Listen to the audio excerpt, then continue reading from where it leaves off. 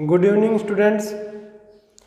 हमारे बिडन एकेडमी बुच्चावास के online platform पर हमारी क्लासें लगातार आप तक पहुंचाई जा रही हैं। उसी क्रम में मैं भौतिक विज्ञान की प्रथम चैप्टर इलेक्ट्रिक फील्ड की द्वितीय क्लास लेके आया हूं, जिसमें हम बात कर रहे थे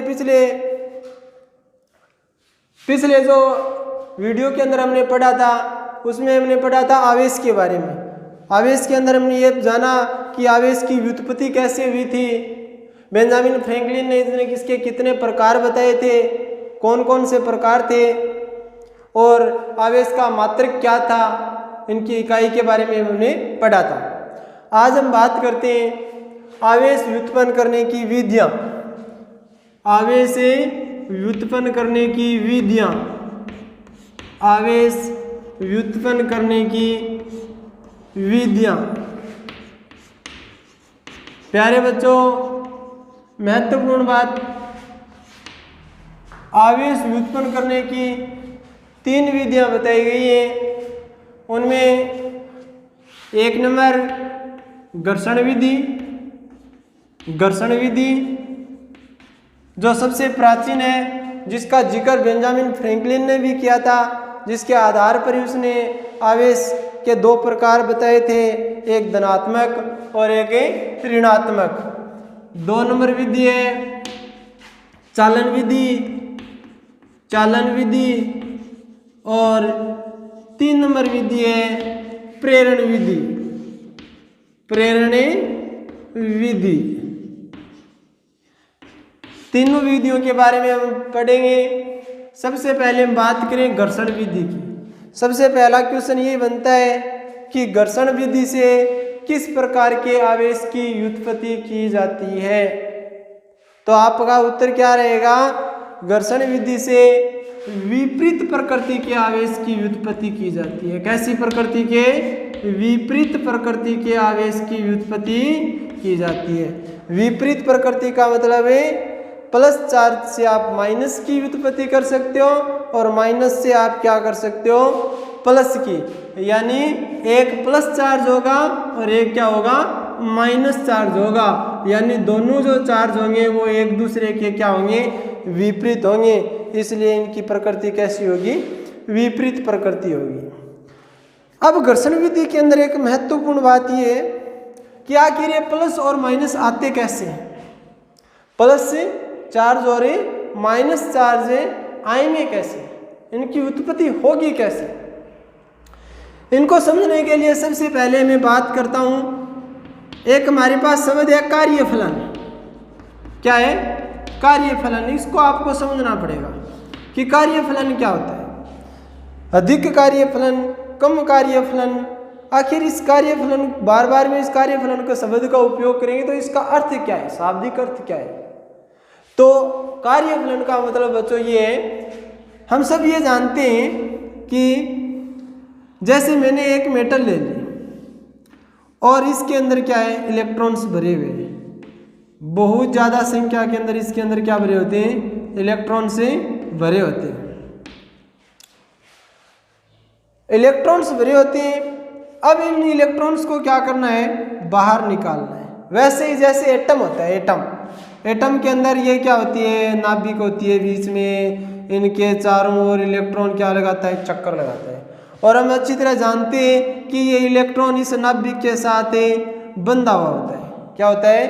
बंधा हुआ होता है। नाभिकीय बंधन ऊर्जा से ये क्या होता है? बंधा हुआ होता है।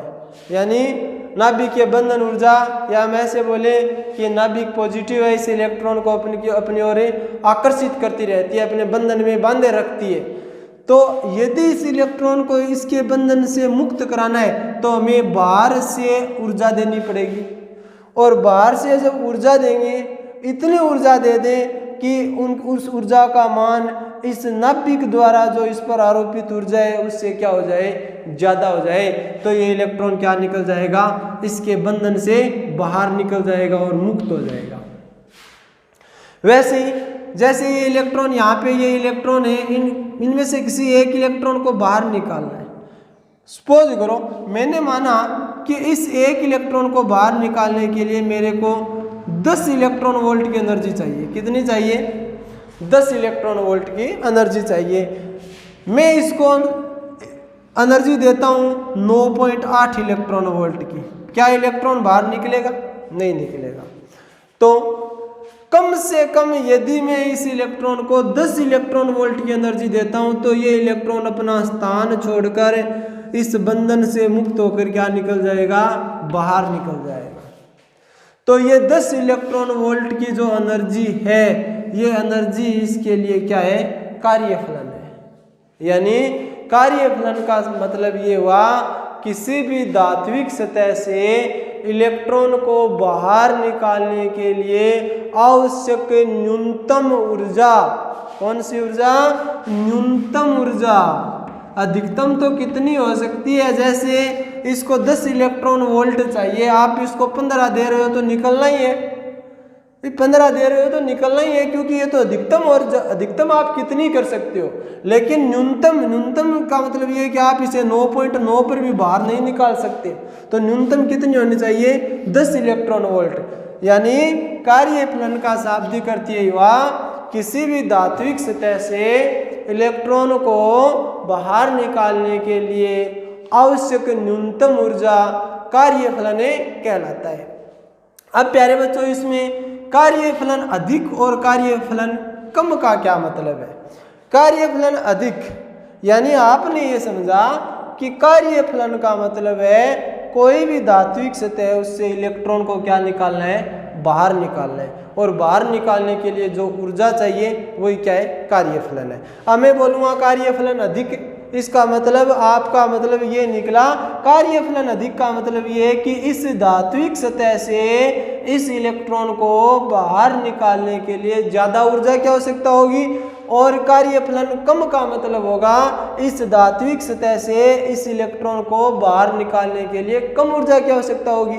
सपोज करो एक इलेक्ट्रॉन को 10 इलेक्ट्रॉन वोल्ट एनर्जी चाहिए, एक को 5 इलेक्ट्रॉन वोल्ट एनर्जी चाहिए। आपको पूछा गया कि कौन से का कार्यफलन अधिक है, तो उत्तर रहेगा 10 इलेक्ट्रॉन वोल्ट वाले का कार्यफलन अधिक है, 5 वाले का कम है।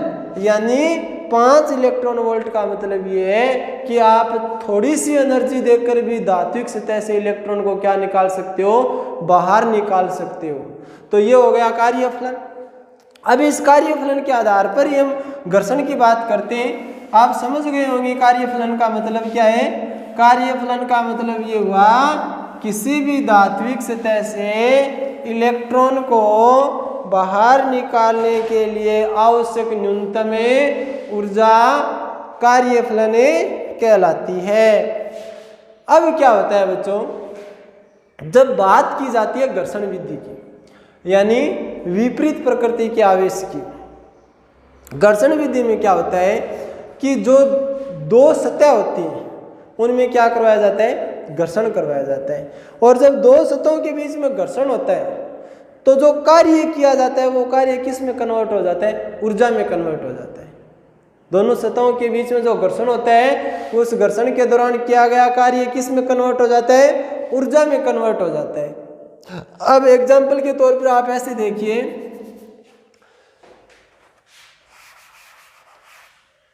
जैसे मेरे पास है ये एक रेशम है, रेशम की पट्टी है, और यहाँ पे मेरे पास एक कांच की पट्टी का है। ये कांच की पट्टी का है, कांच की पट्टी का, ये है कांच की पट्टी का, कांच की पट्टी का। इससे आप समझिए ये है रेशम। अब इस रेशम के पास में भी इलेक्ट्रॉन है, इसके पास भी इलेक्ट्रॉन्स हैं, और इस कांच की पट्टिका के पास भी इलेक्ट्रॉन्स हैं। दोनों इलेक्ट्रॉन्स अपनी अपनी जगह हैं। जैसे परमाणु के पास होते हैं वैसे इसके पास है। अभी कोई इलेक्ट्रॉन मूवमेंट नहीं कर रहा है। अब हमें करना क्या है? घर्षण करवाना है। घर्षण करवाने का मतलब ये हुआ कि इस कांच की पट्टिका को इस रेशम के ऊपर ऐसे घर्षण करवाइए आप। घर्षण करवाने पर इस प्रकार से आप कांच की पट्टिका को ऊपर इसके घर्षण करवाओगे तो जो कार्य किया जा रहा है वो कार्य किस में कन्वर्ट हो जाएगा? ऊर्जा में कन्वर्ट हो जाएगा। अब ऊर्जा दोनों सतहों के बीच में है, तो दोनों सतहों के बीच में है, तो अब हमें ये तय करना है कि अभी इस पर ना तो कोई प्लस है ना कोई माइनस है। अब होगा क्या, एक कांच की पट्टी का एक रेशम है, ऊर्जा मिल गई दोनों को। अब ये देखना है कि किसको ऊर्जा ज़्यादा चाहिए और किसको ऊर्जा कम चाहिए। मैं ऐसे मानूं कि ये जो इलेक्ट्रॉन है ये इस कांच की पट्टिका से निकल कर रेशम में प्रवेश कर जाता है। कहाँ गया, कांच की पट्टिका से निकल कर रेशम में प्रवेश कर गया। जहाँ से इलेक्ट्रॉन निकलता है वहाँ पे क्या आ जाता है, प्लस, और जहाँ इलेक्ट्रॉन प्रवेश करता है वहाँ पे क्या आ जाता है, माइनस। यही तो मैंने बोला था, घर्षण विधि में विपरीत प्रकृति के आवेश, एक पॉजिटिव चार्ज और एक नेगेटिव चार्ज प्राप्त होता है। अब आपका क्वेश्चन ये रहता है कि यहाँ पर प्लस क्यों आया, यहाँ पर भी तो आ सकता था, और यहाँ पे माइनस क्यों आया, ये माइनस यहाँ पर भी तो आ सकता था। इस प्रश्न का उत्तर बच्चों ये रहेगा कि इलेक्ट्रॉन निकला कहाँ से है, इलेक्ट्रॉन कांच की पट्टिका से निकला है और किस में प्रवेश किया है, रेशम में प्रवेश किया है। जिसमें प्रवेश करता है वहाँ पे इलेक्ट्रॉन के मान में क्या हो जाती है, वृद्धि हो जाती है, वो ऋणात्मक होता है, और जिससे निकलता है वो धनात्मक होता है। लेकिन ये इस प्रश्न का उत्तर नहीं है। इसका वास्तविक उत्तर ये रहेगा कि मैंने अभी आपके सामने चर्चा की थी कार्यफलन की, कि इलेक्ट्रॉन निकलता है वो पॉजिटिव होता है, लेकिन निकला कांच की पट्टिका से ही कैसे, ये रेशम से क्यों नहीं निकला।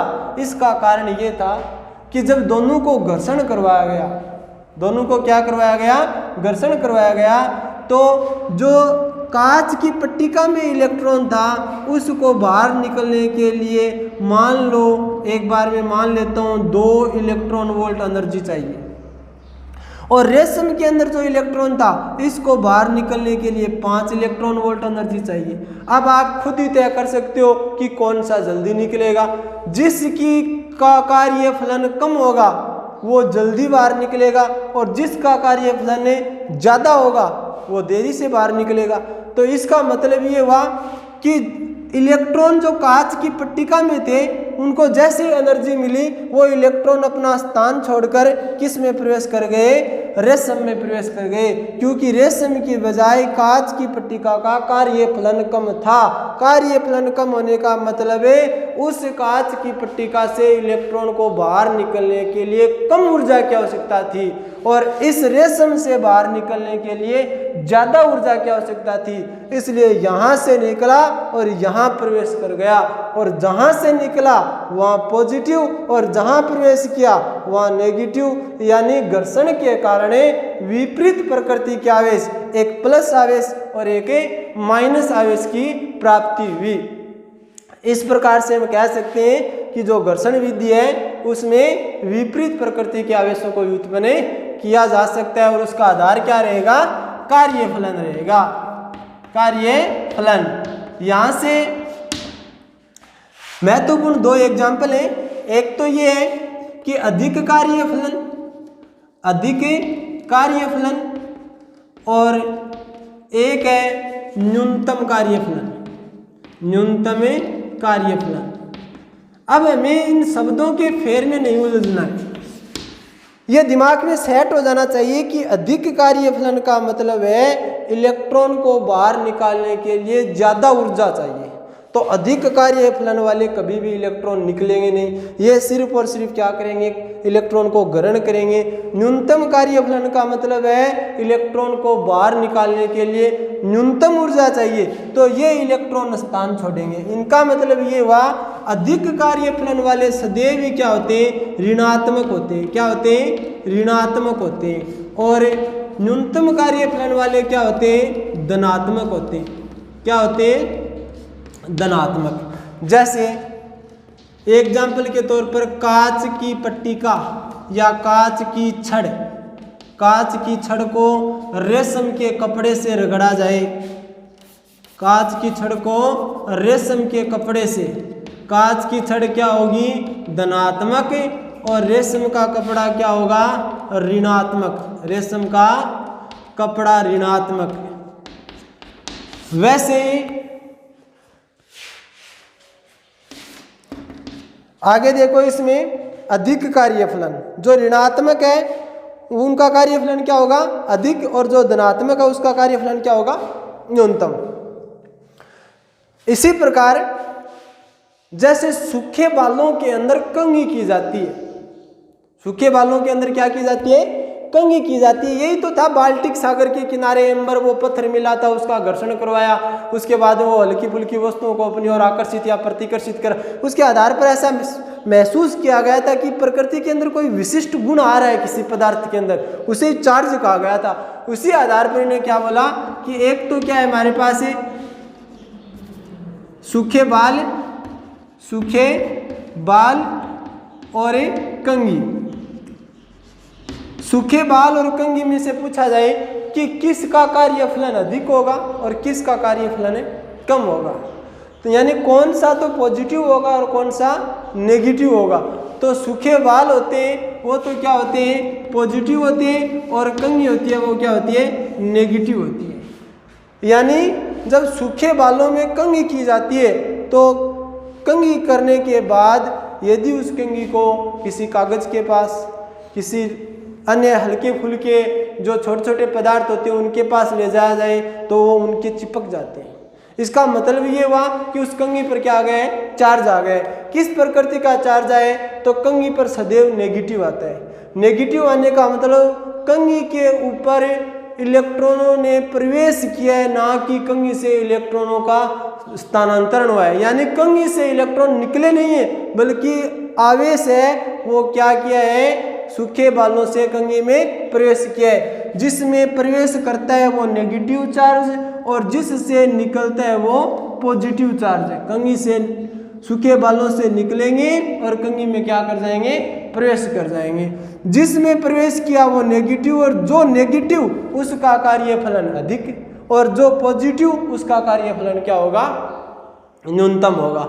इस प्रकार से हमने घर्षण विधि से एक धनात्मक आवेश और एक ऋणात्मक आवेश की व्युत्पत्ति का अध्ययन किया। तो इसमें महत्वपूर्ण शब्द क्या रहेगा बच्चों, आपको ध्यान में सबसे पहले इस कार्यफलन को समझना है कि कार्यफलन है क्या। कार्यफलन के आधार पर ही हमने ये तय किया है कि कौन सा पॉजिटिव होगा, कौन सा नेगेटिव होगा, किससे इलेक्ट्रॉन निकलेगा, किस में प्रवेश करेगा। इसी आधार पर हम बोल सकते हैं कि घर्षण की जो विधि है उससे विपरीत प्रकृति के आवेशों को व्युत्पन्न किया जा सकता है। इसी क्रम में अगली विधि हमारी ये रहेगी आवेश व्युत्पन्न करने की, जिसका नाम है चालन विधि। चालन विधि है, चालन विधि के अंदर समान प्रकृति के आवेशों को व्युत्पन्न किया जाता है। कैसी प्रकृति के, सरल सी विधि है, छोटी सी विधि है ये, समान प्रकृति के। समान प्रकृति का मतलब ये हुआ या तो प्लस या माइनस, या तो प्लस या माइनस, या तो हम इससे धनात्मक आवेशों का व्युत्पन्न कर सकते हैं या ऋणात्मक आवेशों को व्युत्पन्न कर सकते हैं। कैसे करेंगे बच्चों, मैं एक धात्विक गोला एक कुचालक स्टैंड पर रखता हूं। एक धात्विक गोला कुचालक स्टैंड पर रखता हूं। कुचालक स्टैंड पर रखना जरूरी है, वरना जो चार्ज दिया जाएगा वो भूमिगत हो जाएगा। ये कुचालक स्टैंड है। इस कुचालक स्टैंड पर एक धात्विक गोला रखा है मैंने, कुचालक स्टैंड, ये गोला है। अब एक धनात्मक आवेश युक्त कांच की पट्टिका इसके पास लेकर आता हूं। धनात्मक आवेश युक्त कांच की पट्टिका यानी धनावेशित कांच की पट्टिका, धनावेशित कांच की पट्टिका जिस पर धनावेश है। मान लो इस कांच की पट्टिका का विभव VA है और इसका विभव VB है। विभव या चार्ज समझने के लिए मैं एक बार में मानता हूं कि इसके ऊपर जो चार्ज है वो 50 कूलम है। कितना है, प्लस का 50 कूलम। अब करना क्या है, इस कांच की पट्टिका के ऊपर 50 कूलम चार्ज है। ये हमारे पास धात्विक गोला है, कुचालक स्टैंड पे रखा हुआ है। आपको कुछ नहीं करना, ये जो कांच की पट्टिका है इसको इसके टच करवा दीजिए। वैसे ही जैसे करंट लगता है तो आप क्या करते हो, वायर को क्या करते, किसी धात्विक प्लेट से टच करवा दो, पूरे के अंदर क्या हो जाता है, करंट फ्लो हो जाती है। वैसे इसके अंदर इस कांच की पट्टिका को इस धात्विक गोले के आप संपर्क में लाइए। संपर्क में लाते ही क्या हो जाएगा, इसके जो चार्ज है वो इस गोले पर स्थानांतरित हो जाएंगे, धीरे धीरे स्थानांतरित होने शुरू हो जाएंगे और इस गोले पर भी क्या आ जाएगा, प्लस चार्ज आ जाएगा। लेकिन कभी ऐसे नहीं होता है कि यहां पर 50 कूलाम चार्ज थे और 50 के 50 गोले बी पर चले गए और यहां पर 0 हो गया। ध्यान रखना है कि इसके चार्ज तब तक गोले बी पर स्थानांतरित होते रहेंगे जब तक दोनों का विभव समान नहीं हो जाए, यानी VA बराबर VB की स्थिति ना बन जाए। कहने का मतलब विभव बराबर कब होगा कि यहाँ पर 50 कूलाम आवेश था, किसके पास है, इस धनावेशित कांच की पट्टिका के पास।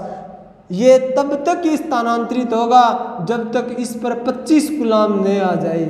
इस पर 25 कूलाम तक ही इसके आवेश स्थानांतरित होंगे। जैसे ही 25 कूलाम इस पर आ गया, इसके पास पीछे बचेगा 25 कूलाम। 25 कितना हो गया, टोटल 50, यानी VA ए धनावेशित कांच की पट्टिका का विभव, B धनावेशित जो गोला है इसका विभव, इन दोनों का विभव क्या हो जाएगा, बराबर हो जाएगा। यानी यहाँ पर भी 25 कूलाम और यहाँ पर भी कितना कूलाम है, 25 कूलाम। जब दोनों का विभव बराबर हो जाएगा तब तक ही आवेश का क्या होगा, स्थानांतरण होगा। तो मतलब क्या निकला, समान प्रकृति का। समान प्रकृति का मतलब ये निकला कि इसके पास भी प्लस था, लेकिन जो हमारे पास गोला था वो तो निरावेशित था। शुरुआत में इस गोले बी के पास कोई चार्ज नहीं था, लेकिन मैंने जैसे इस गोले बी के टच करवाई धनावेशित कांच की पट्टिका, तो ये आवेश है वो धीरे धीरे इसे अनावेशित गोले पर स्थानांतरित होने शुरू हो गए। और कुछ समय पश्चात देखा तो ये गोला भी क्या था, धनावेशित था। तो ये कांच की पट्टिका भी धनावेशित, गोला भी धनावेशित। तो मैं ऐसे बोल सकता हूं कि किस प्रकार की प्रकृति, समान प्रकृति के आवेश हमें प्राप्त होते हैं। और ध्यान रखने वाली बात ये होती है कि इन आवेशों का स्थानांतरण तब तक होता रहता है जब तक दोनों का विभव क्या न हो जाए, समान न हो जाए। कभी भी ऐसी स्थिति नहीं बन सकती कि यहाँ पे 50 कूलाम है और इसके पास में 30 कूलाम चार्ज चले गए। ऐसा कभी नहीं हो सकता, क्योंकि 25 से ऊपर इसके पास नहीं जाएंगे। क्यों, जैसे ही विभव बराबर होगा उसके बाद में संभव नहीं है इस कांच की पट्टिका द्वारा इसको आवेशों का और अधिक स्थानांतरण। तो इस विधि द्वारा परीक्षा में आ जाए कि समान प्रकृति के आवेश उत्पन्न करने की विधि का नाम लिखिए, तो आपका उत्तर क्या रहेगा, चालन विधि रहेगा। और विपरीत प्रकृति के आवेश उत्पन्न करने की विधि के नाम लिखिए, तब आपका रहेगा घर्षण विधि। और 3 नंबर विधि जो प्रेरण विधि है, इसमें भी क्या होता है, विपरीत प्रकृति के आवेश की व्युत्पत्ति की जाती है। अब हम अध्ययन करेंगे 3 नंबर विधि का। 1 नंबर हमारी घर्षण हो गई, 2 नंबर चालन विधि हो गई। अब देखते हैं 3 नंबर है प्रेरण विधि। प्रेरण का मतलब है प्रेरित हो जाना, अच्छे विचारों से प्रेरित हो जाना, बुरे विचारों से प्रेरित हो जाना। प्रेरित तो हो ही जाता है। वैसे इस प्रेरण विधि का भी यहाँ पर यही मतलब है कि प्लस के कारण आपको माइनस मिलेगा और माइनस के कारण आपको क्या मिलेगा, प्लस मिलेगा। कैसे मिलेगा बच्चों, जैसे हमने चालन विधि पढ़ी थी वैसे ही क्या है, सेम प्रक्रिया प्रेरण विधि के अंदर है, लेकिन इसकी प्रकृति क्या रहेगी, विपरीत प्रकृति रहेगी। कैसी प्रकृति, विपरीत प्रकृति के चार्ज उत्पन्न किए जाते हैं। और इसमें क्या किया जाता है, इसमें तो इस धनावेशित कांच की पट्टिका को टच किया जाता है, यानी संपर्क में लाया जाता है, और इसके अंदर इसको संपर्क में नहीं लाया जाता। जैसे मेरे पास है ये एक अनावेशित धात्विक गोला है जो कुचालक स्टैंड पे रखा हुआ है। किस पे रखा हुआ है, कुचालक स्टैंड पे। और इस कुचालक स्टैंड पर रखे हुए अनावेशित गोले के पास मैं एक धनावेशित कांच की पट्टिका को लेकर जाता हूँ। धनावेशित कांच की पट्टिका, धनावेशित कांच की पट्टिका। अब ध्यान रखना है, जैसे इसमें इसको संपर्क में लाया था मैं, ए जो पट्टिका थी इसको बी गोले के संपर्क में टच करवाया था तो आवेशों का स्थानांतरण हो गया। लेकिन इसको टच नहीं करवाना है, इनको संपर्क में नहीं लाना है, इसको सिर्फ पास में लाना है। इसके जब इसको पास लाया जाता है तो इस प्लस आवेश के कारण, प्रेरण होने के कारण इस गोले के इस साइड पर क्या आ जाता है, माइनस आवेश आ जाता है।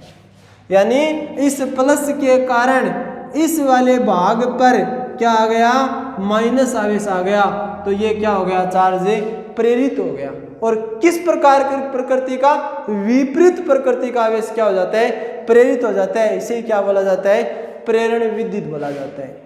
तो आपके पास आवेश उत्पन्न करने की कितनी विधियां, एक नंबर घर्षण विधि, किस प्रकार की प्रकृति, विपरीत प्रकृति के आवेश। 2 नंबर चालन विधि, किस प्रकार, समान प्रकृति के आवेश। और 3 नंबर प्रेरण विधि, इसमें भी किस प्रकार के विपरीत प्रकृति के आवेश उत्पन्न किए जाते हैं। अब जो घर्षण विधि है इसमें हमने देखा कि कार्यफलन क्या है। कार्यफलन इसके अंदर हमने पढ़ा था कि कार्यफलन का मतलब एक ऊर्जा है, और ऊर्जा का तात्पर्य है कि जब दो धातुक सतहों को घर्षण करवाया जाता है तो उनका जो किया गया कार्य है वो ऊर्जा में कन्वर्ट हो जाता है। और ऊर्जा का मान यदि ज़्यादा होगा तो इलेक्ट्रॉन नहीं निकल पाएगा, और यदि ऊर्जा कम चाहिए तो इलेक्ट्रॉन आसानी से निकल पाएगा। अर्थात किसी भी धात्विक सतह से इलेक्ट्रॉन को बाहर निकालने के लिए आवश्यक ऊर्जा क्या कहलाती है, कार्यफलन कहलाता है। अधिक कार्यफलन और न्यूनतम कार्यफलन से तात्पर्य ये था कि जिस धात्विक सतह का कार्यफलन अधिक होगा वो ऋणात्मक होगी, यानी उसमें इलेक्ट्रॉन प्रवेश करेंगे ना कि इलेक्ट्रॉन निकलेंगे। जैसे रेशम का कपड़ा, रेशम के कपड़े में क्या करते हैं, इलेक्ट्रॉन कांच की सड़ से निकल कर प्रवेश करते हैं। और न्यूनतम कार्यफलन का मतलब ये होगा कि वहाँ से इलेक्ट्रॉन निकलेंगे, जैसे इसे धनात्मक बोला जाता है, कांच की छड़। इसी संदर्भ में चालन विधि में हमने ये देख लिया कि समान प्रकृति का आवेश मिलेगा और एक गोला होगा, और तब तक आवेश का स्थानांतरण होता रहेगा जब तक दोनों का विभव क्या न हो जाए, समान न हो जाए।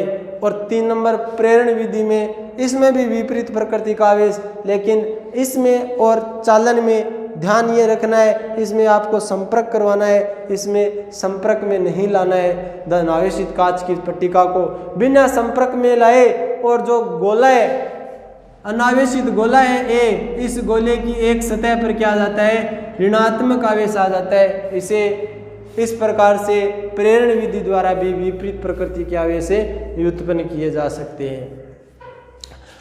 इसी क्रम में हम अगले वीडियो के अंदर जब भी पढ़ेंगे तब हम बात करेंगे इसके अंदर कि आवेश व्युत्पन्न करने की जो विधियां पढ़ी हैं, इनके जस्ट बाद में हमारा अगला टॉपिक ये रहेगा कि आवेश व्युत्पन्न तो कर लिया, लेकिन इस आवेश के गुण कौन कौन से हैं, इनके 4 महत्वपूर्ण गुण हैं, उनका हम विस्तृत अध्ययन अगले वीडियो के अंदर करेंगे।